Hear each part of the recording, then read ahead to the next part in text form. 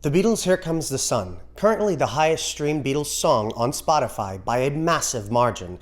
This song is exemplary in George Harrison's songwriting skill. Often attributed as one of the most uplifting songs to come out of the 60s, Here Comes the Sun elicits a remarkably delicate atmosphere that swells into an undulating wall of sound. George Harrison, although misheard as soft-spoken, was growing weary of the long winter days and the shroud of Beatles-related business. So he penned a song that would showcase like no words can do effectively the feeling of being enraptured by the changing season, the emerging spring sun, and the retraction of miserable overcast skies. An uncluttered and precise stroke of lyricism that allegorically references George Harrison's desires for better days before being fab wasn't so fab. Today we'll be discussing one of the most enchanting songs ever, the Beatles' Here Comes the Sun. And as they say, it's more than all right. George Harrison's Here Comes the Sun originated alongside Eric Clapton. The two were walking around Eric's garden, watching the snow melt and the flowers begin to bloom after a long winter. They sat down and George, with his guitar in hand, started to sing the opening line of the song, Here Comes the Sun. Eric says the following about George and this special moment. He was just a magical guy, and he would show up, get out of the car with his guitar, and come in and start playing. I just watched this thing come to life. I felt very proud that it was in my garden. That was inspiring it. It was a beautiful spring morning, and we were sitting at the top of a big field at the bottom of the garden. We had our guitars and were just strumming away when he started singing, It's been a long, cold, lonely winter. And bit by bit, he fleshed it out, until it was time for lunch. I think it was April. I just watched this come to life. Part of the fleshing out that George needed to do included adding a winding guitar riff, very reminiscent to what was included in the song Badge. George wrote the song in response to the stressful environment that was Apple Records and the depressing English winter. He says the following. Here Comes the Sun was written at the time when Apple was getting like school, where we had to go and be businessmen, sign this and sign that. Anyway, it seems as if winter in England goes on forever. By the time spring comes, you really deserve it. So one day I decided I was going to sag off Apple and I went over to Eric Clapton's house. The relief of not having to go and see all those dopey accountants was wonderful. And I walked around the garden with one of Eric's acoustic guitars and wrote, Here Comes the Sun. The atmosphere of Eric's garden was in stark contrast to Apple Studios, where the band would be inundated with meetings after meetings. And for one of these meetings in the spring of 1969, George plays hooky and ran off to Eric's home in Surrey. George continues, We'd really been through hell with business, and it was really heavy. And on this day, I just felt that I had been slagging off from school. I just didn't come in one day. And the release of Being in the Sun made the song just come to me. It was a bit like If I Needed Someone. You know, the basic riff going through it. So that's how I see it anyway. It's quite vintage. George recorded a guitar solo for the song that didn't make it onto the final track. Recorded on the mostly instrumental bridge of Here Comes the Sun, George was unsatisfied with his performance. Having another go at it, he again added an overdub on August 11th, 1969, as the deadline for Abbey Road was looming nearer and nearer. After entering the studio to place overdubs on I Want You and Oh Darling, George began to etch out his forgotten solo onto the song. Eventually, however, he was still displeased with it and believed it was out of place for the bridge. Ensuring these solos never saw the light of day, George wrote his instructions on the tape box reading, Don't use guitars from solos from take 6 and 7. He instead filled the bridge with a cacophony of instrumentals as we know them now. George's son Danny, George Martin, and his son Giles Martin discovered this lost recording while listening to the unused tracks of Here Comes the Sun. This guitar solo went unheard for 43 years and adds a whole new element to the song.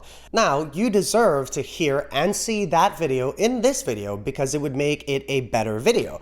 But I can't because of some insane copyright. But I think I can get away with just playing it on the guitar for you because, I mean, it's not on the actual copyrighted song, right?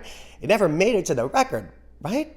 So if we just skip to fact number 4 abruptly from here, it means the next part was removed by YouTube.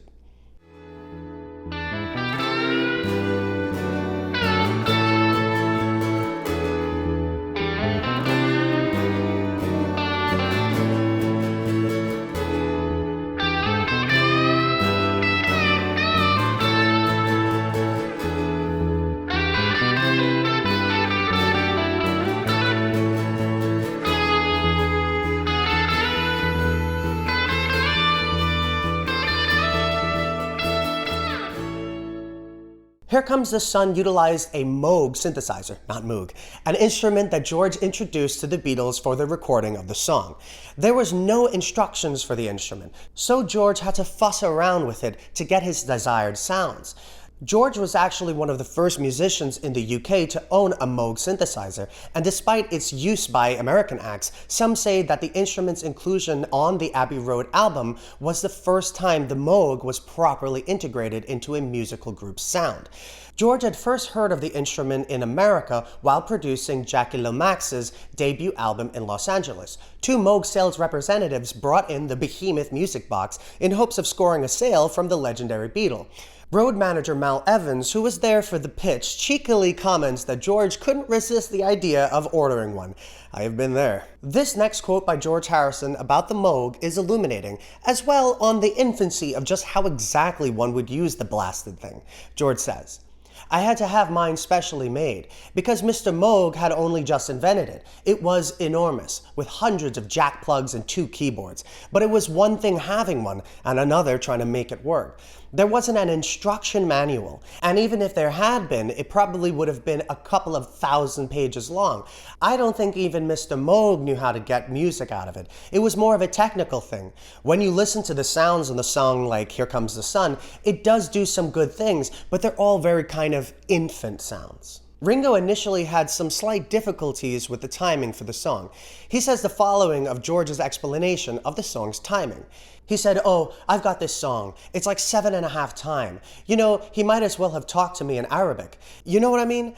I had to find some way that I could physically do it and do it every time so it came off on time. That's one of those Indian tricks. I had no way of going 1, 2, 3, 4, 5, 6, 7. It's not in my brain. Yet the timing remained problematic, and Ringo had to go back onto the track and add some extra drum fills to get the song to sound right. The timing was truly invented for rock music. Usually we experience 4/4, such as 1, 2, 3, 4, 1, 2, 3, 4, or 3/4 like a waltz, going 1, 2, 3, 1, 2, 3, 1, 2, 3, 1, 2, 3. But Here Comes the Sun utilizes a range of time signatures, especially on the bridge, respectively 11/8, 4/4, and as George mentioned to Ringo, 7/8. Musicologist Alan W. Pollock mentions, the special effect of running even 8 notes accented as if triplets against the grain of the underlying backbeat is carried to a point more reminiscent of Stravinsky than of the Beatles. Compared to the refrain section of this song, no attempt is made at all here to make the arrhythmic balance out in the end. Quite the opposite. John did not contribute to Here Comes the Sun. George, Paul, and Ringo recorded the song in early July of 1969. However, John didn't have any involvement. He was recovering from a car crash he had gotten into while on holiday with Yoko, her daughter Kyoko, and his son Julian in Scotland.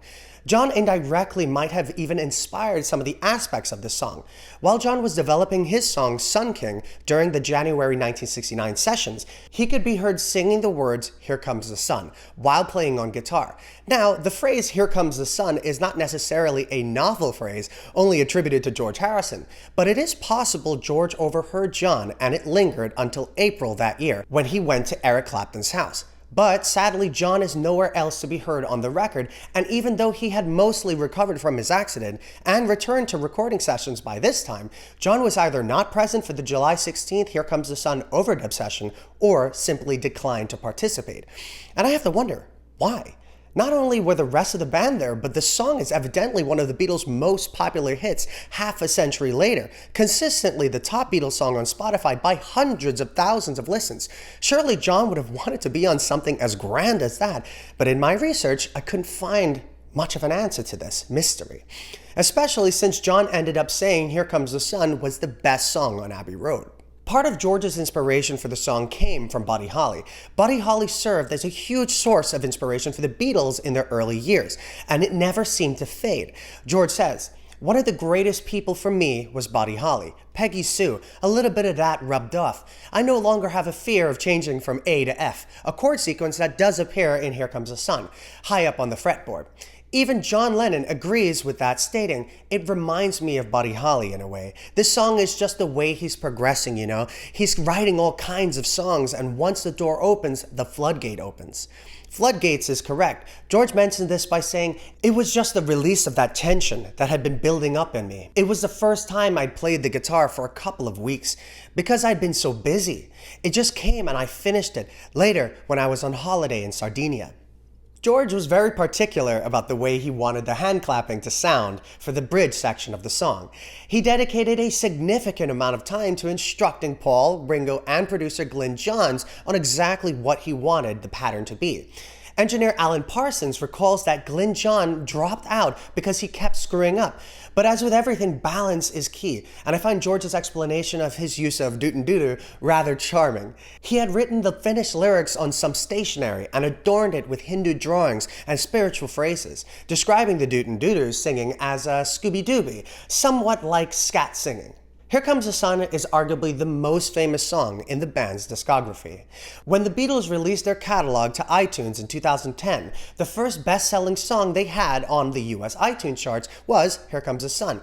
It also has the most streams of any Beatles song on Spotify and is the most streamed Beatles song in the United Kingdom with over 50 million plays. It is often stated that George was overshadowed quite a bit by the Lennon-McCartney duo, but it would seem that in those years of being a Beatles, he not only picked up a few tricks, but utilized his skill and effort into creating literally one of the top Beatles songs ever written. Here Comes the Sun demonstrated how far George had come as a songwriter. Constantly in the shadow of Paul and John, this iconic Beatles track proved George's songwriting abilities were on par with his bandmates. And while the track highlighted the peak of George's songwriting in the Beatles, it also launched him into a successful solo career with his first album, All Things Must Pass, with the music that secured his status as one of the greatest songwriters of his generation.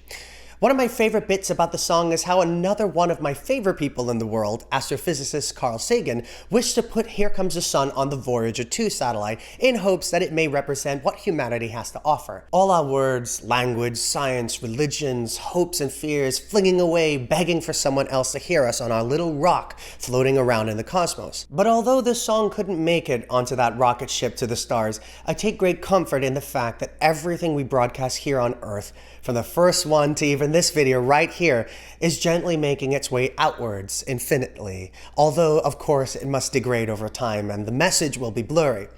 Musicians, artists, authors, every creative person who has ever lived is entrusted with the power to reflect those of us who can't or won't speak freely from our hearts.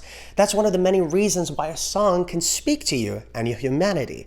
It isn't just the lyrics you hear or the sounds and the vibrations you feel, it's literally the story of us, all of us hollering to the canyon that is above us. I know I can be overly sentimental and sometimes what I mean can get lost in the way I happen to say things. But with such a rather bleak situation we're all in at the moment, for so many reasons, it's important to find comfort in the things you love. For me, it's music, making music, listening to it, talking about it. You're here for the facts, to be part of a community that discusses music from a long while ago. But it brings me so much joy bringing you these simple little videos that could help take that pressure off of your shoulders for just a little while, the same way that these songs do it for me. Right now it must feel long, cold, and lonely, but the idea is we have to stay curious about what's around the next corner. You never know, could be the sun. That's all for today, everyone. We hope you have enjoyed the show. We can continue the party here, and seriously, take care of yourselves out there. Listen to some good music, read a nice book, watch a scary movie, and for heaven's sakes, don't you dare let someone steal your McVitie's digestive biscuits. Goodbye.